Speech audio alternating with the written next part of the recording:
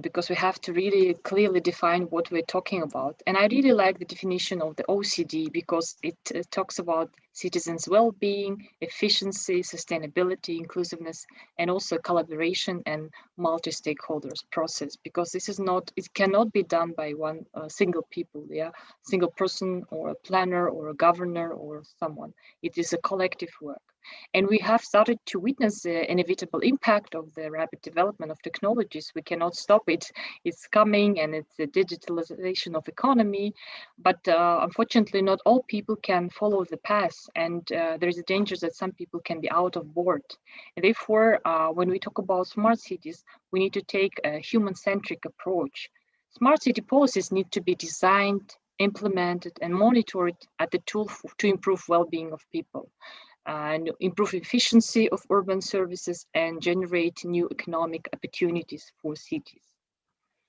I like this nice cartoon, which represents the way we are happy about technology. So we are speeding up. We want to run faster and faster, but we are human beings, so we have to respect our biology and to be careful with the speed and think about impact. So while digital innovation remains essential to the smart city concept, a key question for all of us, especially decision makers, is whether the investment in smart technologies and digital innovation that we spend ultimately contribute to improving the well-being of citizens, and especially vulnerable groups, and some people requiring special attention. And of course, measuring the impact of all the development is critical. And we need to enhance accountability and evaluate the efficiency and effectiveness of smart city development actions in order to really adopt adequate smart policies with attention to use of resources, decision-making, and urban governance. These three main points that I'm going to extend. So smart cities need smart use of resources. This is important. Here I would like to emphasize key policy directions that finding optimal solutions and efficiency in service delivery. We're struggling, all the cities struggling with service delivery. So let's use the smart city to make it efficient. Equal access to opportunities and benefits. There are many cities where in some districts we don't have even internet or electricity supply. So we have to be sure that when we talk about smart city, it's actually covering the whole city, and we distribute this access to opportunities and benefits. And measuring cities' savings and profitability is also vital to improve the delivery of urban services. And we have to include all, and we should be able to pay for these services. So here I would like to provide an example of Tokyo and the installation of the sensors on water pipelines. They are allowed to saving more than 100 million of liters of water per year by reducing leaks. It's very simple, but it has a huge impact. So the water is one of the most valuable resources, but there are much more other urban resources that are important for sustainable development. And it can help actually cities to decrease the budget expenses, because a lot of money goes to maintenance of engineering infrastructure and to get resources, and also to achieve financial efficiency. A lot of cities now about to be bankrupt, and they're really seeking for some sustainable, innovative financial tools. And smart cities should be driven to kind of financial sustainability, and there is a very important interlink between smartness in use of resources and financial stability. And of course, we have to think about some innovative financial mechanisms, because not always it works in case of smart cities. We cannot easily just introduce some new startups or some innovations. And I like the Japanese government definition of the smart city that actually ends by the words that smart cities are the cities that can manage itself for its overall optimization. So this is interesting. And now let's go to the case of France. When we talk about finding optimal solutions, this city of Dijon in France is often presented as the first smart city because of its smart street lighting system and the traffic management system, as well as the high quality of Wi-Fi services. And they're really doing a lot to integrate, so not to have a sectorial approach, but integrate the efforts in the public service delivery and to put together safety concerns together with the street lighting, repairing and maintenance of the equipment, as well as the road maintenance. So it's all together brings a huge improvement in public safety and overall well-being of the people. When we talk about equal access and opportunities, I really like the case of Italy. There is a Metropolitan Cities program that promotes renewal of urban services and fosters urban inclusion by empowering disadvantaged groups. So it actually follows a new approach where citizens are considered key drivers of innovation. And actually it aims to improve programming and provision of social services through digital platforms and service delivery platforms, and also create a kind of a new ecosystem where the users can get something what they need. There's kind of supply demand driven innovation and data availability. Also, I would say that Canada is one of the good example when we talk about inclusive smart cities. So they have a Smart Cities Challenge program in Canada that aims to empower communities to adopt a smart city approach to improve the lives of their residents through innovation, throughout data and connected technology. And this challenge program offers 4 prizes up to 50 million Canadian dollars, which are open to all communities regardless of their population size. This kind of open competition and was designed to engage all communities, including rural and remote communities that sometimes have no access to internet. And in order to ensure that all communities would be able to participate, the government puts in place a series of incentives to help these small cities to build up their capacity and develop their proposals. And one of the interesting aspects of this kind of competition is that all ideas are open for public and they are shared and they can be applicable to other communities. Now let's think about decision making. So of course, smart cities need smart decision making. Smart development is based on innovation. We talk a lot about innovation, but this innovation can take place only when it's supported by adequate regulatory frameworks. It can, in a very constrained environment, we cannot have innovations. And if we would like to collect data, we need support. And data collection is also important, but it also can be dangerous if it is not supplied with safe protection measures and if it's not safe.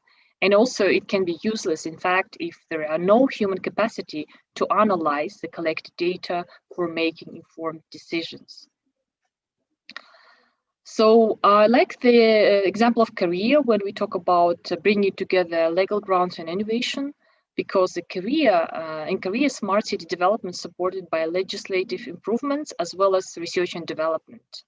And in Korea, they really did a lot to put it together and to create a stimulative environment for innovation by deregulation and by adjusting some key laws.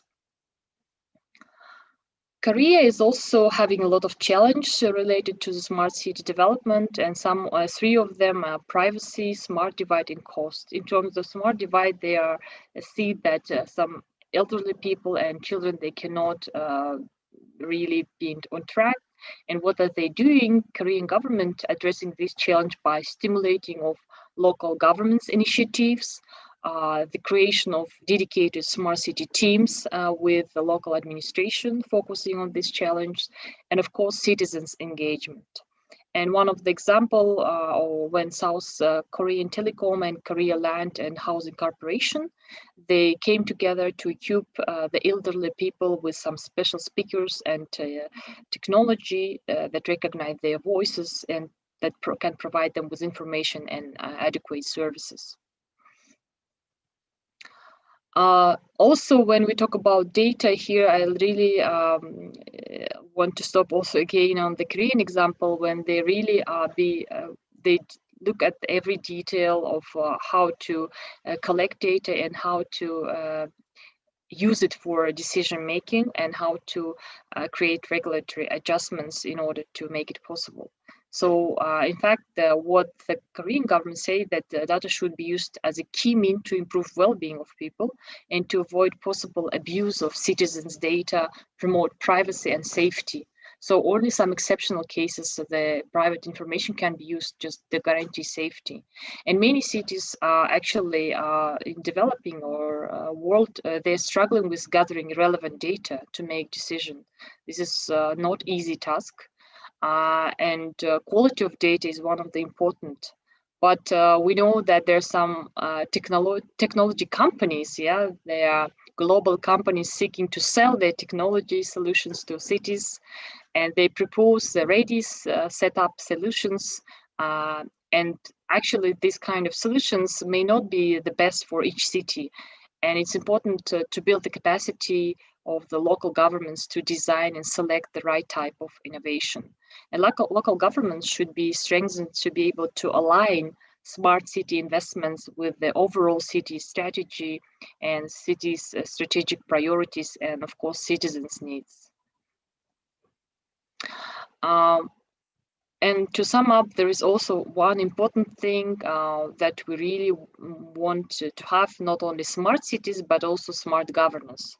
So there are, of course, main actors who are interacting and developing cities, and the key stakeholders' engagement in local governance and collaborative partnerships are required to boost civic engagement and really leverage the role of private sector in decision making. Yeah, there are technological companies, they are pushing and they are really trying to drive the development, but we have to balance private and public interests. And smart cities should be open for citizens' participation and feedback. Citizen-centered services and engagement platforms, it's the future of the smart governance. Here I would like just to make an example of Japan when the Ministry of Land, Infrastructure, Transport and Tourism in 2019 supported around 15 leading model projects and 23 prioritized projects for implementation. And they really tried to build a kind of consortia, putting together private sector and local governments to solve urban and regional challenge through new technologies and data. They actually invited who make technology, but not only those companies, but also who are adding technology, city developers, planners, and also city administration and the residents. They all were together to decide how and in what way smart cities can help to solve the local problems. And of course, we have to understand that citizens are not recipients of this kind of a smart city approach, but they are really main actors of smart city policies. And putting people at the core or heart or center of smart cities means actually co-constructing policies with citizens.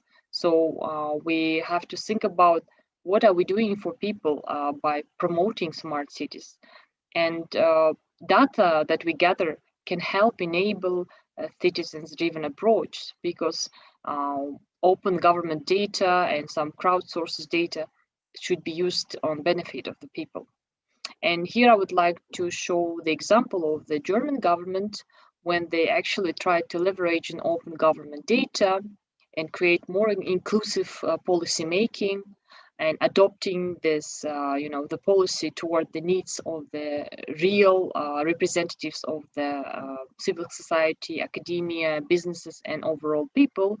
And they invite them to discuss and see the draft idea about how the open government can work. And the public online consultations took place. There were several workshops, and the feedback that was gathered from the public influenced the action plan of the government. Okay, so here I just want to conclude. I would like to state that the provided examples we collected just to support the main key message about the need to prepare smart policies for smart cities and keep an eye on the impact of the smart initiatives. And really, I think we have, before starting anything new, we should really pose critical questions about, do these smart initiatives really match local circumstances to generate benefits? How resources are used and distributed among main beneficiaries? Do cities safe? Are they adequately supported by proper legislative frameworks to simulate innovation? Do we support research and development? What data is gathered and how it's gathered? Do we have enough human capacity to use data for evidence-based decision making? Do we balance public and private interests, or are we driven by global technological companies? Do we really reflect people's development needs and engage them into a dialogue for sustainable development? So with these questions, I would like to finish here. I hope I was in time with my presentation, and I'm open for discussion or giving the floor to the next speaker. Thank you so much, Medina. You are perfectly on time to the minute. So well done. So we're not going to take any questions now. We'll save that for the end.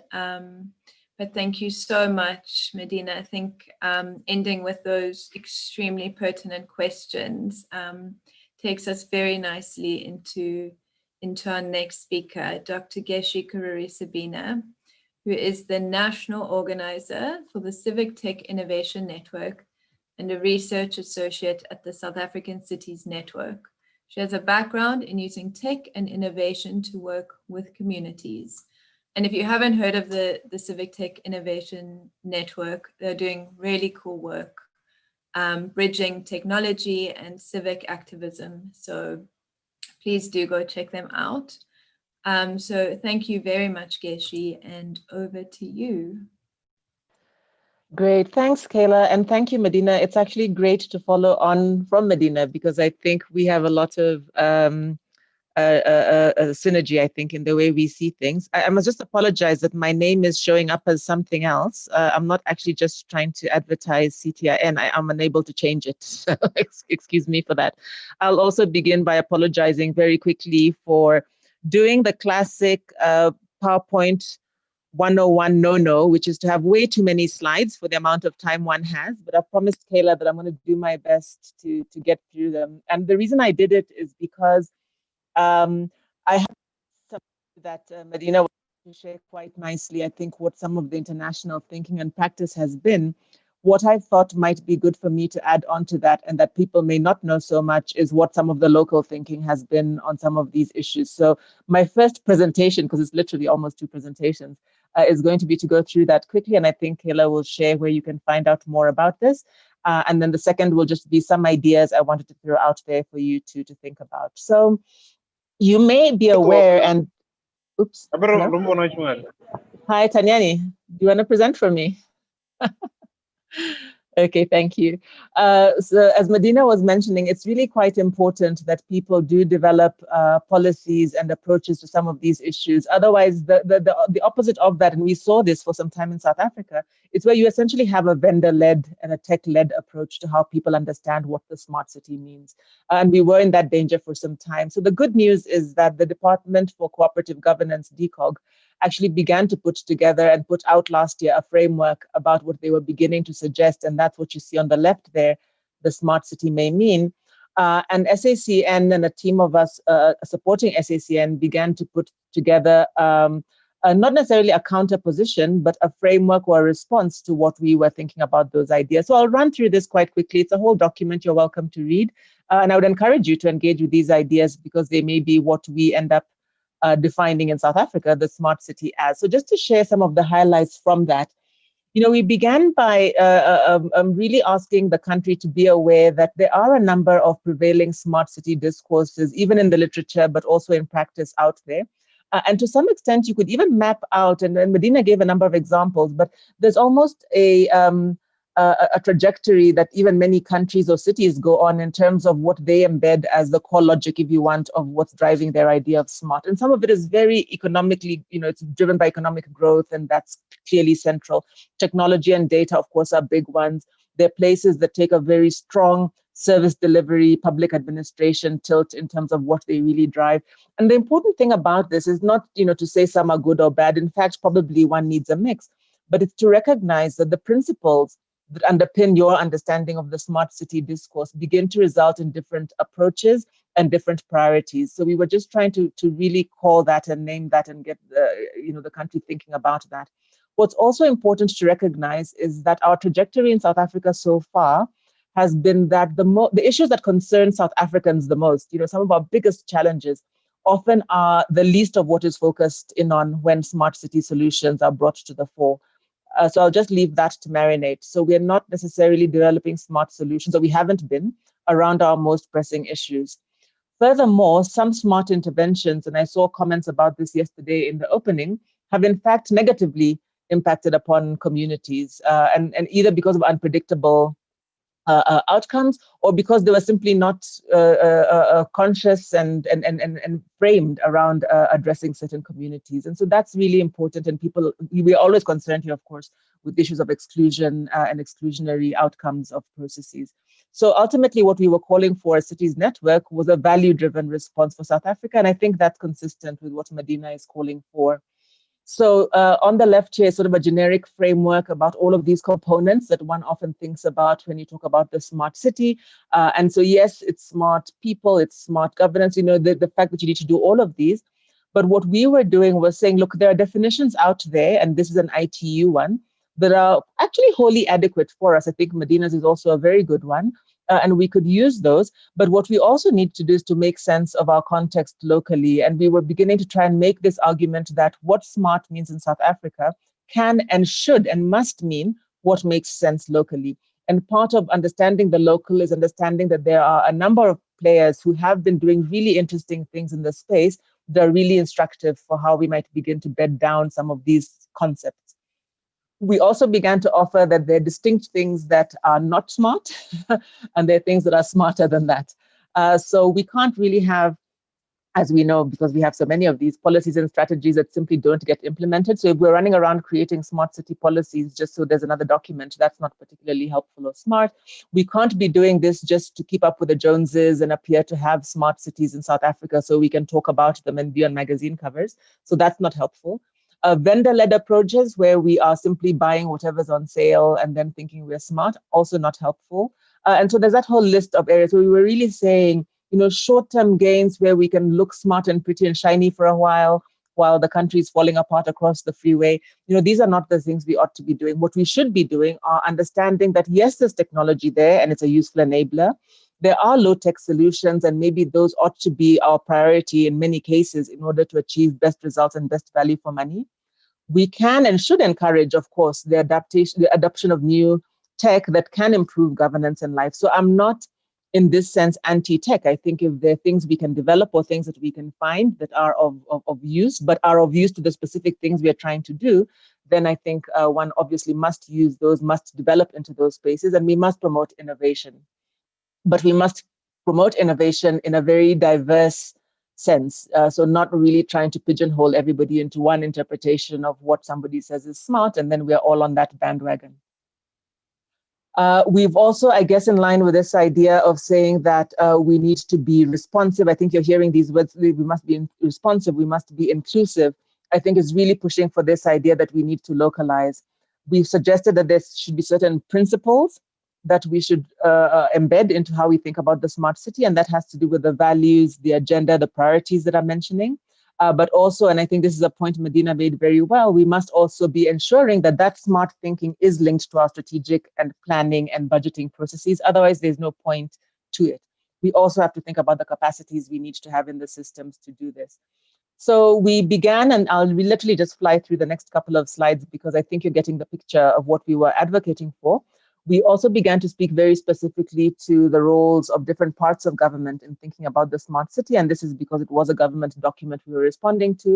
And we were beginning to say that, look, we really have to appreciate that there are specific roles that local government can and must play. And in fact, we saw local government as really needing to be the vision holders, the people who are on the ground, the ones that are able to appreciate and engage in that innovation and diversity on the ground, while national government really needed to provide that higher level supporting environment, the high-level infrastructure, the legislative dispensation, the processes. And the reason we were spelling this out is because often there's this idea that perhaps having a smart city policy at national level means that everything gets specified and made generic from there. And what we are interested in is things that are effective and efficient, as close to the ground, as localized as possible, things that protect public interest. Again, that has to be quite local, and then really enabling some kind of alignment throughout the system to enable this. We gave specific responses at those two levels. So how do local governments ensure that we have smart foundations, that we embed those smart principles, and that we can begin to adopt a vast and diverse solution-driven approach that invites innovation potential systems from many corners. So that's what we said at a local level. At a national level, again, we said focus on necessary conditions, focus on supporting, focus on inspiring, not so much instructing and deciding and really, in a way, interfering with things that really ought to happen at the ground level. And so finally, that's the framework, and that's how it comes together. So the idea that there are roles for them to play, but that at the bottom, most importantly, that we've got to understand and agree on what the priorities are. If those are embedded, and I took out a slide that spoke to the different instruments we already have, if those are embedded in certain instruments and certain places, then those are the priorities. And that should be what informs the understanding of SMART. And then, of course, very importantly, ensuring we have the capacities in place to deal with all of this.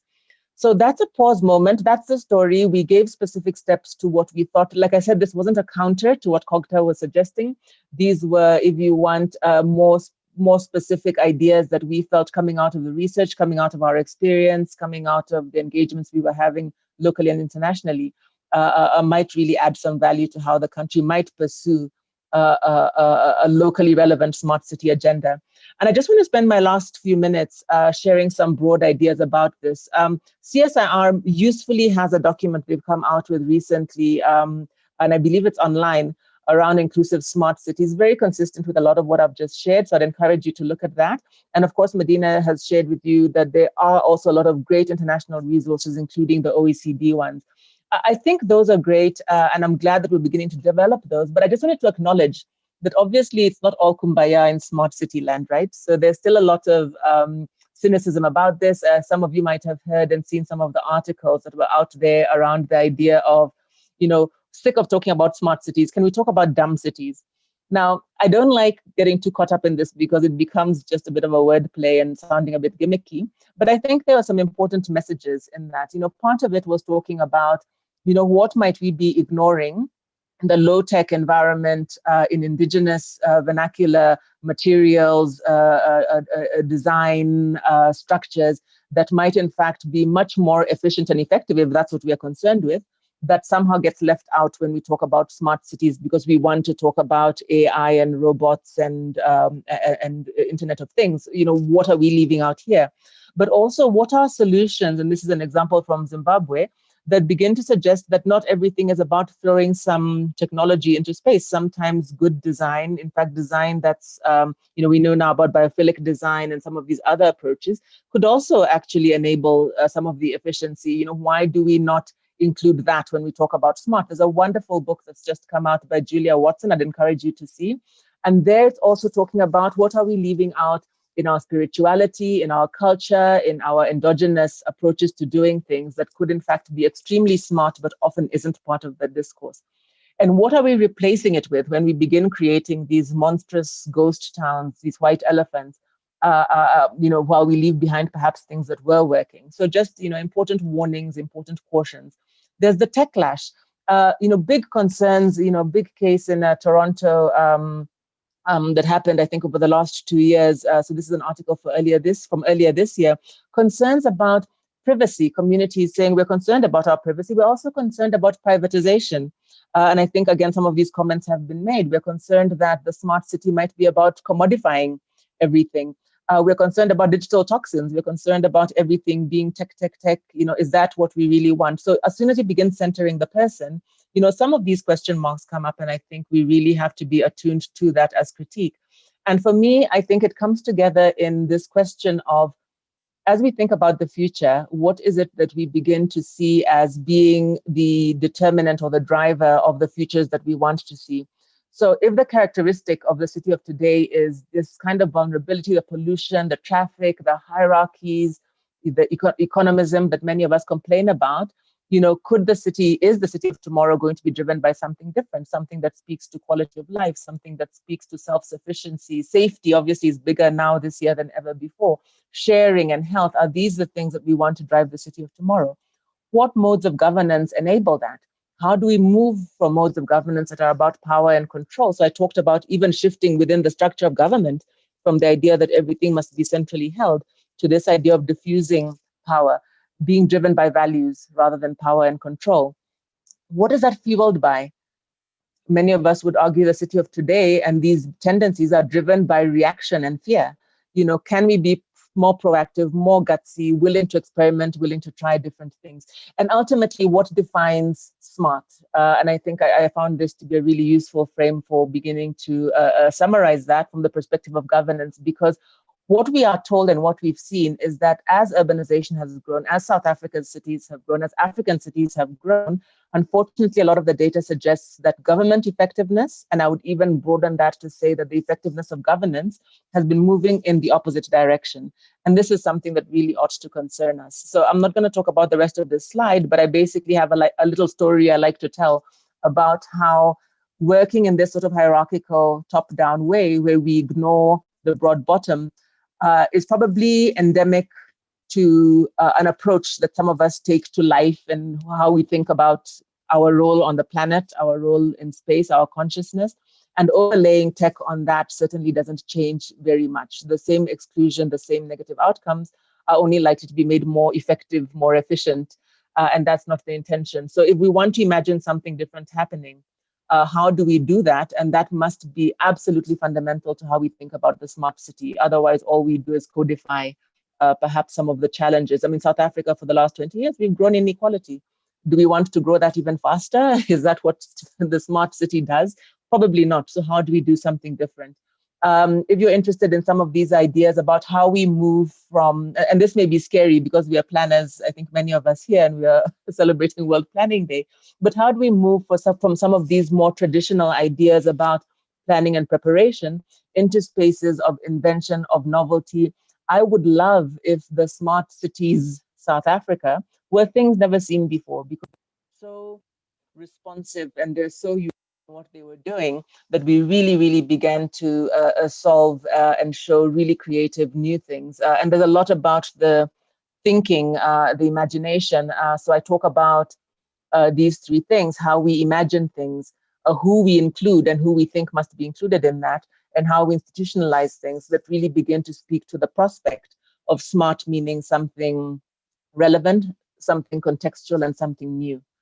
So I think I'm going to pause there, Kayla. The next few slides were really just to show some images and I've got stories to tell about each of these. We won't have time to go through that, but just talking about some of the archetypical ways we think about cities, talking about some of the different imaginaries that people have put out there, and really asking the question to us as planners about what are our roles in cities, not the cities we wish we had, but the cities we have now, as we talk about smart cities. And what becomes the role of the planner? What is it that we do in these sorts of spaces? And for me, these are really exciting questions, and I hope it's what I leave with you as we go into the conversation. So thank you, Kayla, and thank you, everybody, for your time. Thanks, Geshi, and thanks for leaving us with these wonderful images at the end. I'm sure we'd all love to hear you talk more about them, but just to see them is very provocative. So thank you. And thanks as well to Medina. I think both presentations complemented each other so nicely, and I love the key messages coming out of both around, from Medina's presentation, citizens are not the recipients of smart cities, but are the key actors. I think that's so crucial, and probably one of the hardest things as planners we need to get our heads around. And then Geshi, from you, understanding the local context as being absolutely key, and as part of that, understanding spirituality, consciousness as part of that context. And I think these two ideas together are so challenging and confronting to us as planners, because it's not the way we trained. And perhaps in there is another paradox that we can speak about. But right now, I really want to open up to our audience. There's a nice big group of us here, so please, we do want to hear from you. Raise your hand, unmute yourself, come in, please. We want to get this discussion going and have a really cool opportunity. Niksha, I see you have unmuted and you've also typed into the chat. Let's hear. Hi, everybody. Please excuse me for not putting on my video today. I look absolutely horrible. It's been really cold and I'm still like in my gown, just, you know, taking in all of this information. So more, not really a question, but just to Dr. Sabina, thank you for your presentation. And it's an absolute honor to have you here, especially for the young planners like myself. Just a quick introduction. My name is Niksha, and I am a urban planner in the telecoms and technology space, which I currently find to be quite interesting as we move into the smart cities movement and the fourth industrial revolution. So within my organization, we've actually looked at entering the smart cities space. And we've, from a town planning perspective, I think it helps for me being a town planner that there's a fundamental gap in technology around the people-centeredness of smart cities and what the technology needs to try and achieve in terms of efficiency and quality of life. But I also have noticed that there is a bit of a gap as well as there's also a gap in terms of the public, in terms of how not understanding the technology, but how to manipulate the technology to work for them. So it's not really a question, but I just wanted to find out. So I'm currently in conversation with the city of Johannesburg at the moment. They have a smart cities group. And I just wanted to find out, we've come up with, well, it's still it's very much in its infancy, but my team at my organization has come up with a variety of smart solutions where we're basically trying to use what South Africa has and not use too much of investment, basically, because we are not really in that position. Smart city, as you guys all know, smart city initiatives are very expensive. The technology is expensive. So we're trying to look at some inexpensive ways to use what we have, like transport and electricity and the situations that we are now in, to use digitalization to kind of make more smart solutions. So I just want to find out from you if you would be open to join that conversation with me, if I could contact you to talk to you a little bit more about it, and if you would be open to just join that conversation with me, because we really are trying to start this or to kick the smart cities, dialogue off. So that's just my question to you. If you would please, it would be an absolute honor for me, but if you would please, can I just get into contact with you so I can kick that off? Kayla, do you want us to answer as we go, or? Keshi, do you want to respond? Yeah. Well, Niksha, thanks for opening up with a beautiful and simple question, because the answer is yes.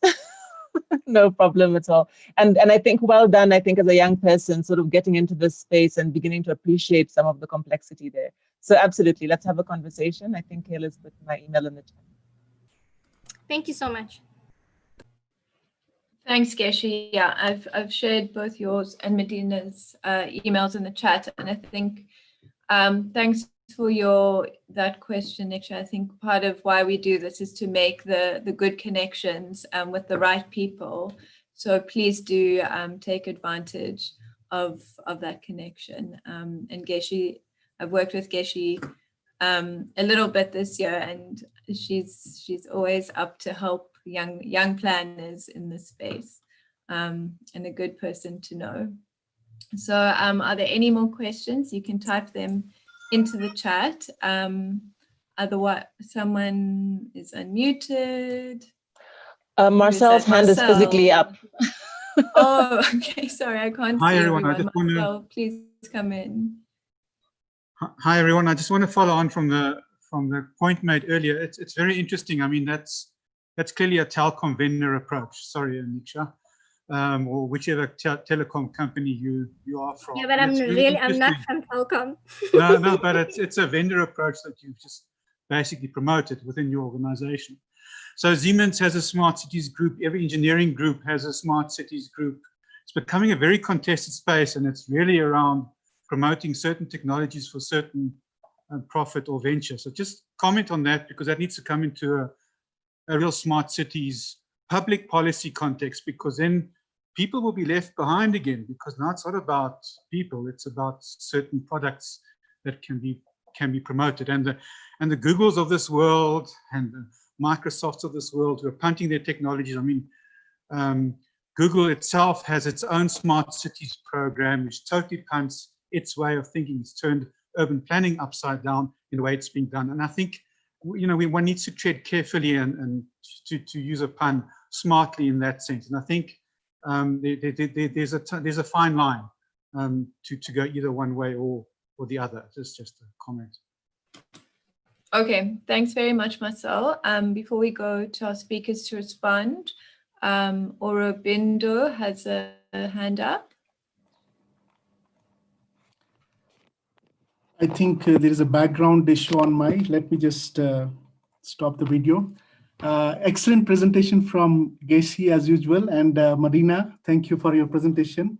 I have a very specific question. I think I'll start with the South African context. We have IUDF being implemented now and in the cities, and likewise world over there are various policy frameworks and plans at a city level which are being actually implemented in place. Now, over and above, if we take the smart cities layer context, and we see very good examples coming up, but there is largely a disconnect when it comes to bridging the digital divide. So in your experience, what do you see, especially from South African context and international context, what are those building blocks which is actually very critical in this current space of digital transformation or digital innovation?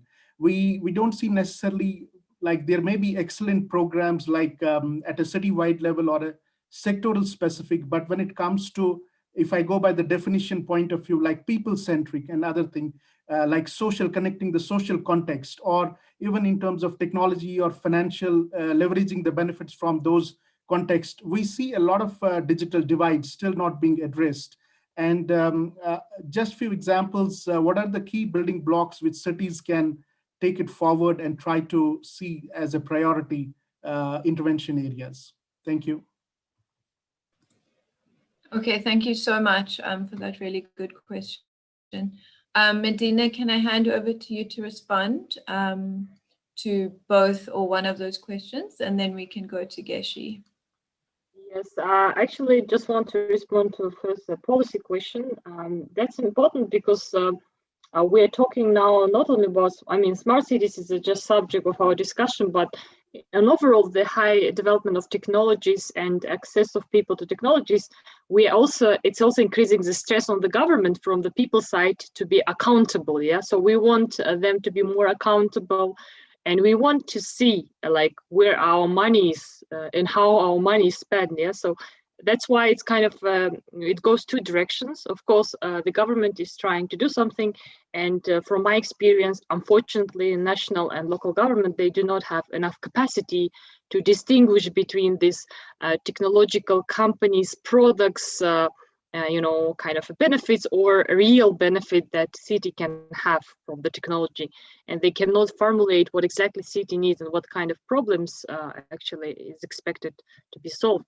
And here, I think I would say, of course, the role of the planners important, because the planners should really forget about suggesting something on behalf of the people, but also to be a mediator between the people and these policymakers, and say, okay, hold on, let's stop just proposing something. Let's think about what would be the outcome. So what we're expecting from these technologies. We have so many urban challenge, like, for example, I was in South Africa. There are, of course, many beautiful things, but you see this clear divide, which is past dependency, yeah, and people trying to create their own environment, and sometimes these kind of gated places where people just create their self environment, but it's not a kind of integrated development of the overall city. And some people cannot afford it. Some people can afford security. Some people cannot afford security. So here we, as the planners, I think we should more advocate. We should not just see and wait until we get order from the government to do this. No, we should advocate for establishing some criteria of evaluation. Okay, any smart technology before introduction, let's check, let's measure, let's assess what would be the impact for people, how it can improve the well-being. Can you provide us evidence that this is something what our cities really need? And later on, can we monitor, can we control this process and be sure that actually people are getting better water, or we're saving on electricity, or what we're doing? So we have to take control over this situation. And I really invite all the planners to be evaluators. We have to stop creating something new. We have to keep what we have, regenerate and evaluate, assess, and think about, okay, something new, do we really need it?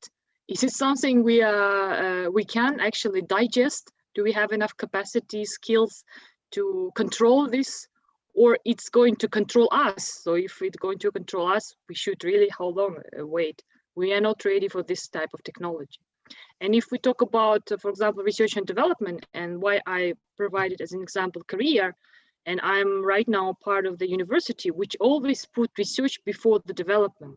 So before enacting anything, we do a pilot, we do research, we invest, and we gather the evidence until we be sure that this is really for the well-being of people. We don't start any development, because, I mean, something new you create, you invest so much effort, so much resources, but at the end, if you don't change the situation, we shouldn't do this. And just to reflect one question I see in the chat, what is surprising and where I am right now, that we're trying always to educate people to use technology, but this is useless. This is not the right way. We have to create friendly technologies that can be easily adjusted by people. So we're doing something strange here. The cities should be informative. They should be talking with people. So we have to make technologies friendly for people, not the people educated to use technology.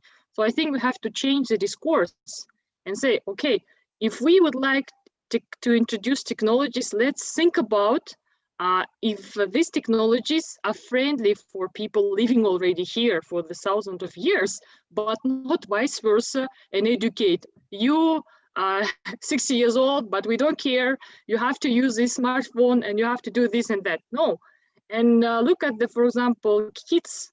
So kids, the children, they adjust the space for themselves. They don't care about if somebody created or scaled the environment. They just recreate it for their needs because they're brave enough, they're innovative, and they're really young. But we also have to turn the box around, and we have to stop the companies to sell us and educate us. We have to say, no, we know how we want to live. Please listen, this is the way we want to live. And you have to do all you can to supply us with the friendly technology. So human and computer interaction should be on the human face, not on the face of computer or robotics or any made up things that we are creating. I just want to give, I don't know if I'm taking too much time, so maybe we will allow some other people to jump in with their comments or questions. Thanks, Medina. No, I think that was a really thorough response, and I'm sure it's hugely appreciated. I think she may have dropped off the call. She's possibly having some technical problems, so we can continue the discussion and hopefully she reconnects. So I see there's also a comment on the chat where someone has noticed that in the literature around smart cities, it seems to be dominated by computer engineers and other professions like that, perhaps the more technical side, and not by planners. And I think that's a really interesting observation. And the same person is also asking, what is the area of research that someone can embark on in the area of smart cities? And perhaps you're starting a PhD that you're asking all these questions about literature reviews. But I see Geshi's back. Welcome, Geshi. I'm glad to see you back in the room. I just want to give you the chance to respond. Perhaps you can respond to Marcel's question if you were here for it. Yes, well, I think Marcel was making a comment, and in fact, I'd be very keen to hear Madina's impressions from other countries out there, whether there's this similar challenge with obviously these heavy. Are you talking about the vendor-led approach issue that he was raising? Yeah, exactly. Yeah. So I think here, as I mentioned, that is one of the challenges we've been trying to deal with, and I'd be curious to hear from Madina whether it's the same out there. But here. One of the things we've tried to do, for example, through Cities Network, is to encourage more open conversations between the targets of the marketing, meaning often the cities and the officials, and multiple vendors in a very transparent and open way. Because our concern at the end of the day is not just whether companies make profits, but whether, as Madina was just saying, whether we are getting and doing what it is that we need to do for society. And so that's one of the things we've tried here. I did want to comment, though, on Aurobindo's question, if there's a quick minute to do so. So yes, please do. Yeah. So I mean, I just wanted to say that, you know, as I was saying before, often I think technology very rarely solves, more likely exacerbates a societal problem. So we know in South Africa that we struggle with inequality, and inequality spells a whole number of asymmetries that underlie it. And I just want to highlight 3 of them, because often we talk about this thing like it's just historic, like our inequality is just historic. But in fact, it's very now. And I'll give you 3 examples. If we talk about asymmetries in infrastructure, so access to infrastructure, really interesting research that was presented actually at DBSC a couple of years ago that basically showed us that for a long time, our digital infrastructure was pretty much mirroring our apartheid era physical infrastructure. So we've continued to systematically exclude people in the way we've thought about digital infrastructure. It's changing, but it's taken a while to even get to that realization. Let's look at cost. Again, excellent presentation given earlier this year at one of our CTIN breakfasts, where we were really shown how the poor people in South Africa pay way more for data than people like you and me who have contracts. And I'm talking about 10 times more. I'm not talking about, you know, even double or a few rands and cents here and there. Yet we see now during pandemic times, we're able to talk about zero rating certain key essential websites just like that. Well, where was that response all of this time when we know that people are really sitting with a huge cost to be able to use their data to access some of even the public services that we're beginning to digitize? And the third example I would give is around information. Any economist, hopefully many planners, can tell you that information asymmetry is very much where power often lies.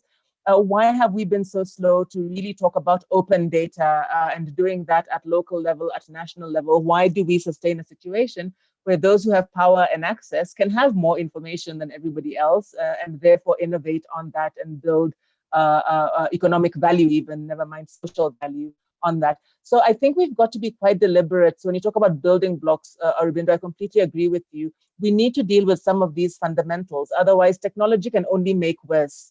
As we continue to do the D that Madina is talking about, do the development, the purchasing, you know, putting in place things for which actually it's very clear that our societal setup, our social setup hasn't really addressed quite fundamental issues. Thanks so much, Geshi. And Madina, I wonder if you can respond to that first comment about the vendor-led approach.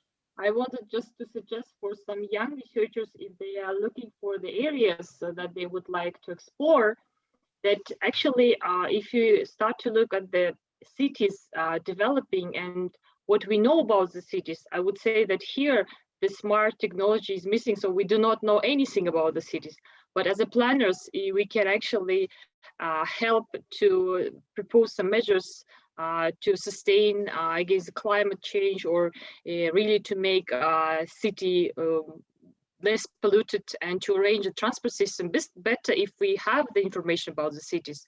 And so I think that we can explore the opportunities of gathering information about the city development to see a real functional areas of the city, to really see where people are living, where are they working, and where are they resting. And there are many interesting papers I will try to maybe share with the colleagues that are looking and using the smartphone and the technologies to identify the real functional areas of the city. And it's surprising because when the people think that why this area is not developing, in fact, you don't have any economic activities there. And you can understand this only by using this technology and collecting data from the personal users. And when they start to put their roads, you see that they spend a lot of time in traffic and they don't have places to rest. And so to identify, the problems in the city, we really can use technologies. But here, I think we are not against or for the technology. It's some kind of reality of today. But we have to kind of control and be above this as a planners. We should learn and understand how we can use it to benefit the city. And of course, we have to strengthen the research in how we can collect data from the citizens about their needs to then reflect and put it back as a policies or some pilot projects or some infrastructure development. And even these inequalities, to identify the inequalities, we also can actually gather information from the people and understand, maybe even gathering the ideas about how we can merge this divide, because people are much smarter than we think. We just don't use this capacity. Yeah, there are a lot of young people with a lot of innovative ideas. So we can pull it together and we can use it to create some new kind of plans. And of course, there are many research going on how to collect data for planning and how to do a smart planning, engaging people and engaging different stakeholders. And of course, there are many, challenges like a security of information and how we can, what kind of feedback we can give to these people, because we're collecting their data, yeah, but the outcomes of the planning, they cannot feel in 2-3 days or months. It will come slowly, in the future. So we have to not to be really kind of, we should not create a monster projects and wait for 10 years until they're implemented. We have to be really smart in a way of scaling it. If it's something can be done for a small district and if you're supported by the community and they're ready to supply you with data, use technology and, and give them back good. But if you don't have a local support to push, this innovation, I think it's kind of unnatural. And what we will have, the people will be just against this. And at the end, I don't care who will be the vendor, but the government also will have a backlash because the people will go against this, yeah? So I think we have to use the technologies to do a smart research about what cities need, and then try to supply it in a very kind of scalable versions, not this huge, mega projects, which may not bring, really benefits to vulnerable people, just benefit few people or few companies, yeah. And I'm talking about small businesses, like small businesses, they are not, they're outside of the box. So maybe we have to think about how the smart technologies can engage the small businesses and really help them to create some economic opportunities in the cities and employ the locals. And this is about, I think, just a way to increase our hands to the good evidence for making good decisions. That's what I'm talking about.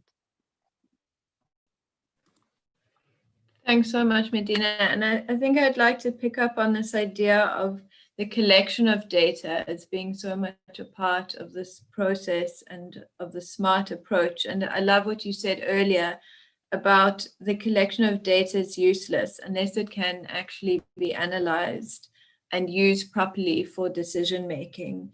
And I think we we're so fascinated by data, and there's such a kind of obsession with getting data, but then we often don't have the capacity to analyze and work through and translate that data and use that data for better planning and better decision making. So Geshi, maybe you can respond to this point and maybe just talk about some of the initiatives that are part of the Civic Tech Innovation Network, who are kind of providing real-time, on-the-ground data in a kind of low-tech way.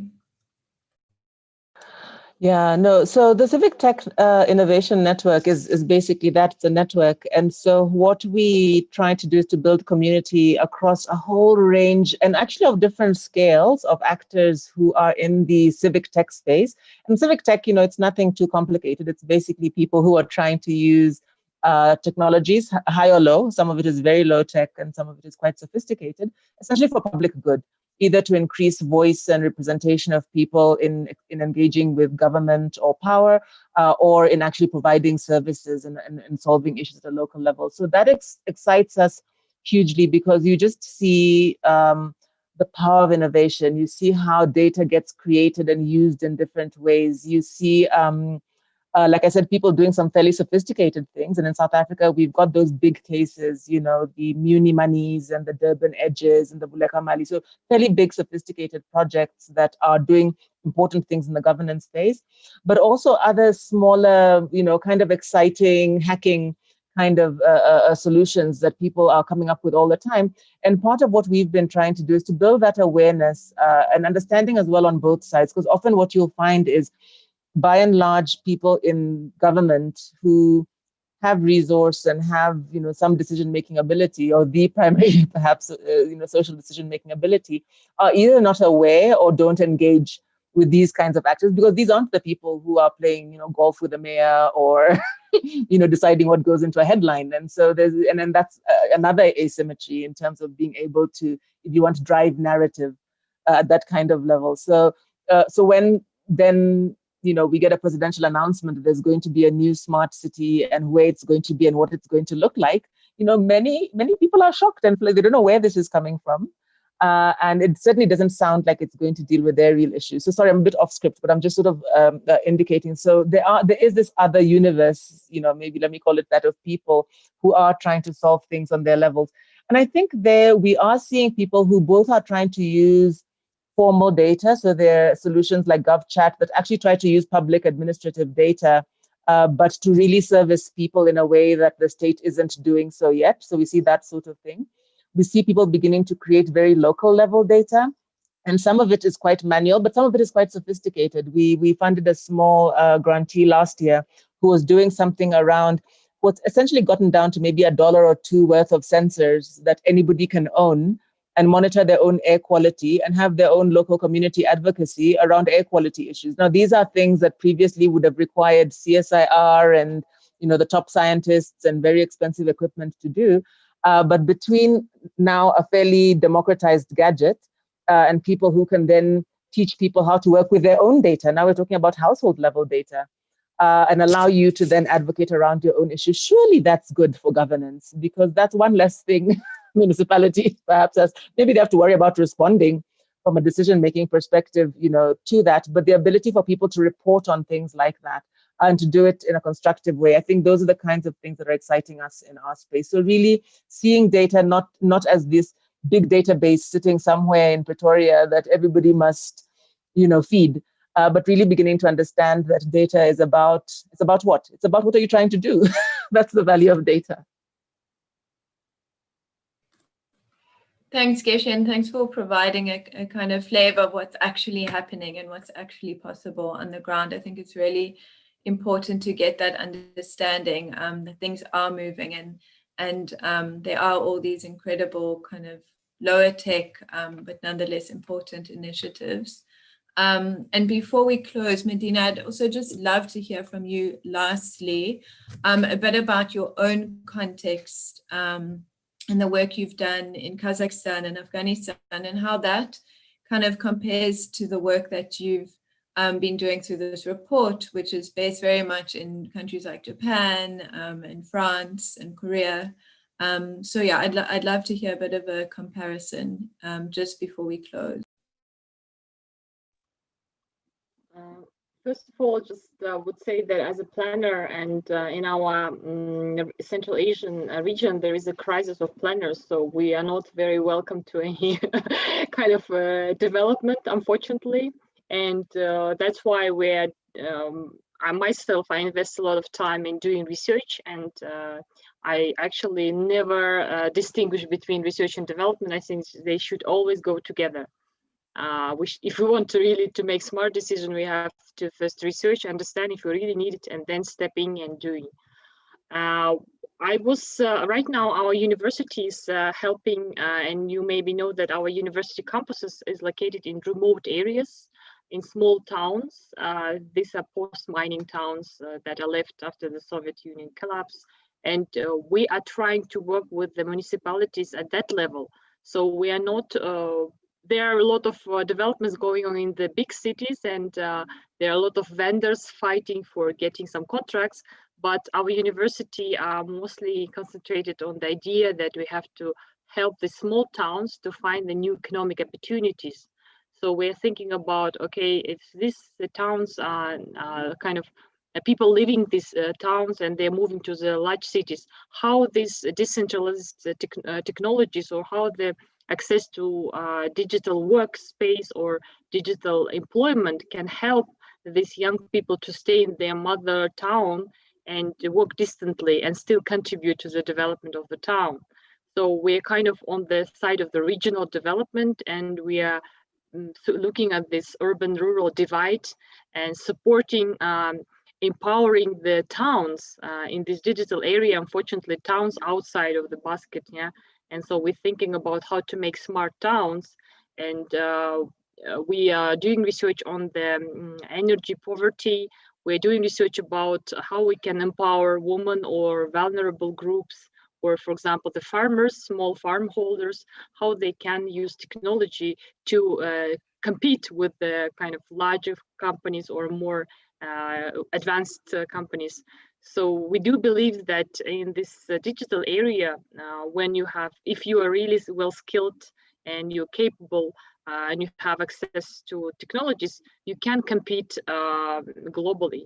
And we are trying also to look at some efforts can be done to have some public co-working spaces where, for example, woman who is taking care of kids and elderly, and she cannot work 8 hours a day because of her additional services that she's providing for free, but we were thinking about how she can be engaged into employment or some business if she can go and use this co-working space, which have a free internet access and computers any time of the day. Anytime good for her. And we also think about how they can sell their craft, or also what I like about Geshe, that I think that this digitalization and regional development that we are focusing is how to support indigenous skills. So we can actually strengthen some actors which have some interesting historical, cultural, and some unique values, and show it to the world and make them competitive in the global market, even though they are located remotely. So if we think that they were, kind of underdeveloped because of this physical barrier, yeah, they're located far away from the big markets. But why don't we try to decrease this barrier or jump over it using the technology? And so we are trying to use this also a lot technological vendors and negotiate and ask them, okay, what kind of social entrepreneurship type of action you can do? You cannot just think about the profit. You have to think about how your company can benefit people around the world. And we're trying to attract them also to be our funders, to be our supporters. It's not an easy job. We have a special people who is doing this. That's what we are doing. We are working with the small towns, and we are also at these campuses, we have a major which is called IT specialist. It's kind of a double major. You can be environmental specialist and also have a diploma of the IT. So we think that in this area we cannot. It's a luxury to have or to know not to know about technology. So I think it should be additional, like a second language here. So all our graduates, they are local leaders. So we are kind of investing in their knowledge, and we think that these young leaders, knowing how to use technology and knowing how to develop environmentally friendly or socially friendly, they will do their best to enact some new initiatives locally, which will be really benefiting the people living in this town. So we are on this small part of uncovered smart towns, I think, initiatives. That's what I'm doing. Thanks, Medina. Thanks for providing us with a bit of a picture from Central Asia. It's fascinating. So I think we are running out of time, but I would like to do one more interactive exercise before we hear the final reflections from our two speakers. So we're going to go back to Mentimeter. So please open up a new tab on your laptop, internet browser, or on your phone. And we're going to do it again. So type in www.menti.com if you have closed your previous screen, and type in the same code 5284416, and we're going to be answering the same question. So now that you've heard from these two speakers from many different contexts internationally, I wonder, okay, someone's put in the code. That's fine. But you put the code in on the first screen, and then it takes you to, okay, people. And then it takes you to where you can enter your answer 3 times. So again, just the first 3 thoughts that come into your mind, having heard from our 2 fantastic speakers. And it will be interesting to see if the word cloud has changed substantially or not. So let's watch them coming in for another 10 more seconds. And then we can do a comparison. So I'm already seeing a few different changes. People much, much bigger than before. And I think there was only one tiny person on the left-hand side of the screen. People, innovation, inclusivity, sustainable there again. And then some of the smaller words, usable technology, communities, accountable, leadership, responsive, people and inclusive remaining huge on the screen. Okay, keep bringing them in. And while these come in, I'm going to ask Geshe first to just close us off with a few major kind of reflections from the session. Oh, something just flashed on the screen. Okay, I think, just really exciting also to see this Wordle changing shape. I think that it's exciting to see the bigger diversity of things that are coming up. Obviously, this centering of people. I think Medina skewed the finding here, but hopefully the presentations were a big part of that. And I really enjoyed, I think, hearing the insights from, other world regions around this issue, because Africa's become very much a bit of a market, if you want, for some of these ideas. And part of what we've been very keen on is, yes, we want to be world class and all of these things, but we obviously also want to be where we are, and we want to develop with people and not with the few. So just really exciting to hear from her that in fact is consistent with the thinking in places out there, and that many of the success stories, in fact, do embed much more inclusive, human-centric thinking in how they're developing their smart city actions and plans. Really excited also by the quality of questions and engagement by the group here.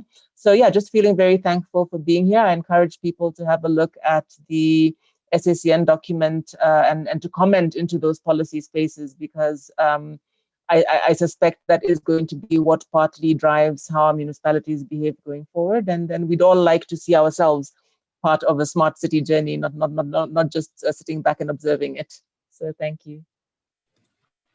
Thanks a lot, Geshi. And yeah, I will make sure that we also email that resource or both resources, both papers, to the participants. Thanks so much, Geshi. Medina, any final thoughts? Thank you for inviting. It was an interesting session. I hope that all participants also received some interesting, innovative ideas, and they will not sit and wait until some technological companies will take a lead, but be more proactive and say, you know how to run technology, but we know what people need, and let's have a dialogue, and we can have a win-win strategy. But if you don't listen us, unfortunately, people can go against, and then you will go back with your technology. Yeah. And also, I just want to say that we really have to, as a planners, we really have to increase our capacity in understanding of this, how innovation drives the development. Because in the past we were doing all to regulate, constrain, and put them in the frames. But then what we see that it actually goes against the development, and we can lose creativity, and we can actually create a gap between generations. And young people, they are for technology, so let's help them. Let's bring the ideas in board. And I think, Geshe, good luck with your initiatives. I would really happy to look at it. And I will also, I think we can have a great, extend it to the global platform and collect ideas around the world, how people are using simple technologies to make their own life better, or the really even impact on the overall city development. Informing about how much water we spend every day, and increasing the awareness among the users that the smart use of resources should not start from the mayor, but we can all start doing this immediately by not wasting these resources and trying to make smart decisions. So I'm open for cooperation, and let's wish all of us the next planning day we celebrate more cases, which bringing people more food security, wellness, and happy life, and less barriers, less constraints and divide. Thank you. Thanks so much, Medina and Geshi. So I'm going to end by sharing my screen, and we can see both of the Mentimeters side by side, and the learning that's happened in between in this very short session. So just a big thank you to our speakers, fantastic presentations, and thank you to our audience for interacting, for playing along, for interacting with Mentimeter as well. And I guess we can go back to plenary now. So I'm going to end this meeting, and let's hop back into the plenary for the final words of the day. Thank you so much, everyone.